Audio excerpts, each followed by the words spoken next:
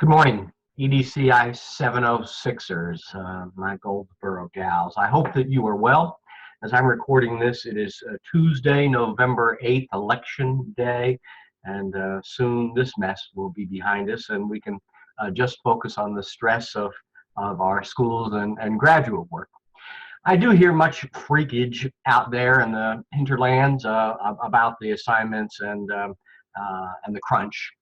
Certainly, if the first half of this semester was lighter on y'all with assignments, the second half is crunch time, and your PLCs and your FCEPs are due. The PE is coming up, and I know that some of you are scrambling and writing every day. So hang in there, ladies. Bite and chew this elephant one bite at a time, and you can get through it.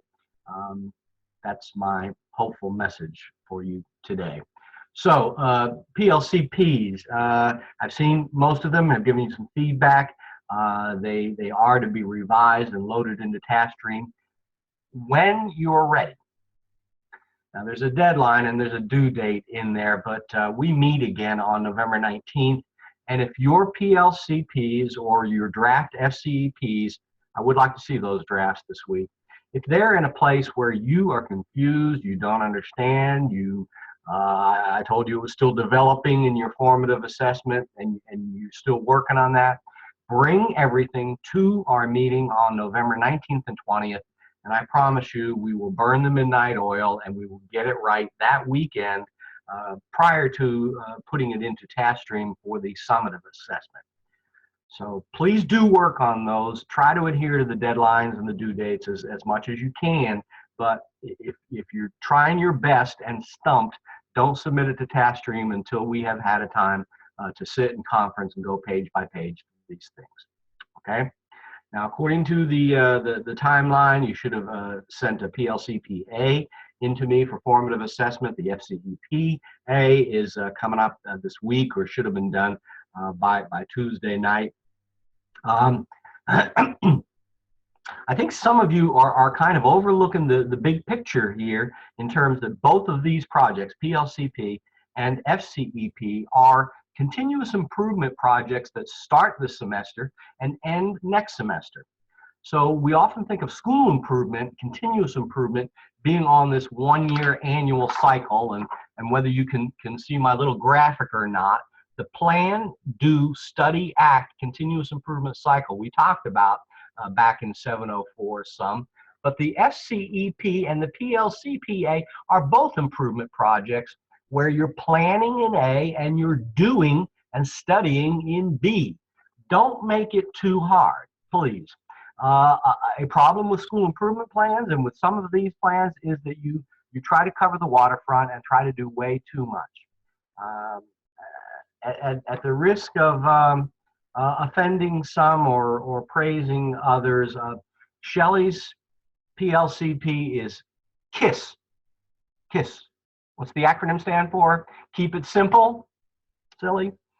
And that's the way these plans have to be written if you're going to implement it well in the second semester or sometime this school year and be able to evaluate it, study the results, and say with some measurable outcomes that you have moved the dial.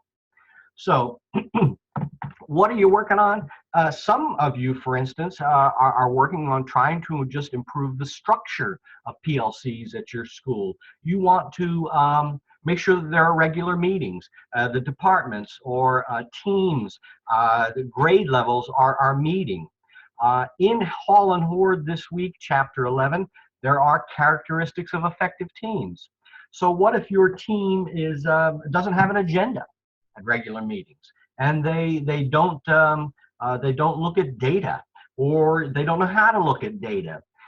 Take those small little incremental steps, implement them as part of your PLC, and study the results.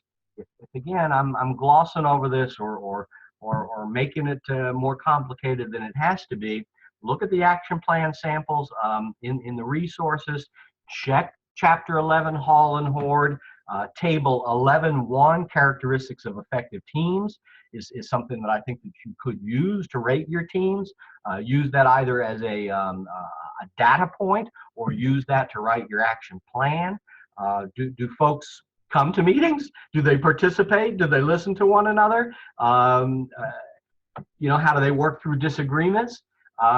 This could be another measure that could help you. But again, small plans.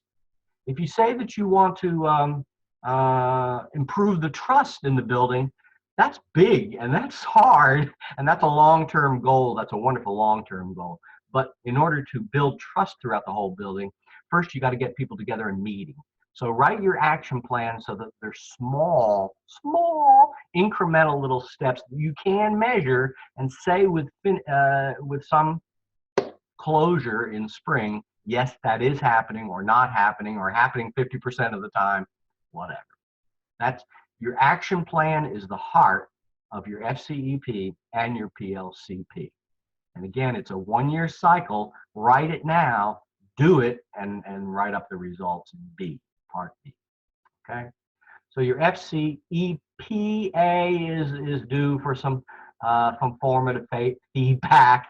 Your PE, your program evaluation, part C, you should be wrapping the data up and analyzing it and bringing some results to our next meeting on November 19th. I would ask that we do the peer review during that weekend, and you are to present at least a draft of your 2-page summary. What are you going to present to others?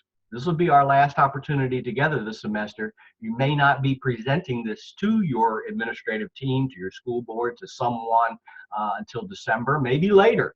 But give us an outline, a 2-pager.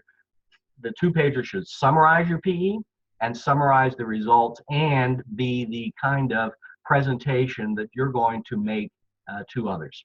So findings, recommendations, lessons learned, 10-minute presentation, 2-page summary handout. After you get through your PLCs and your FCEPs, this is what you should be working on, and the goal is to bring a draft and those presentations to your next meeting with me on November 19th and 20th. Whether it's going to happen Saturday or Sunday yet, I'm not sure. But we're going to do those peer reviews and presentations. So Chapter 11 in Hall and Horde is about OD, organizational development. Part of you developing your organization is trying to help your PLCs be a better, more highly functioning organization.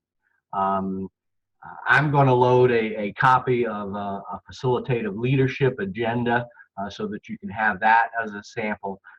But something as simple as PLCs will meet, will have agendas, will keep minutes, that's a great action step for your PLCPA. So think about that. And Chapter 11, organizational development, tells you how to do that.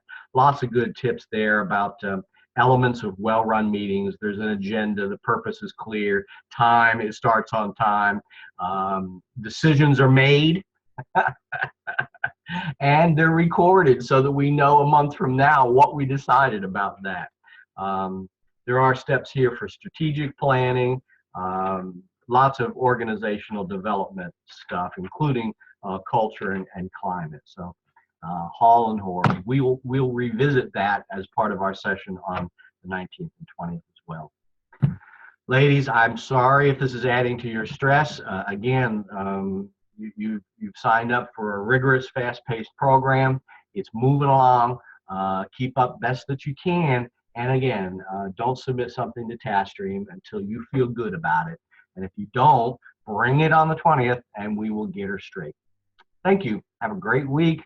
I hope that you go out and vote today. And I hope we can put the election behind us soon too. Have a great day.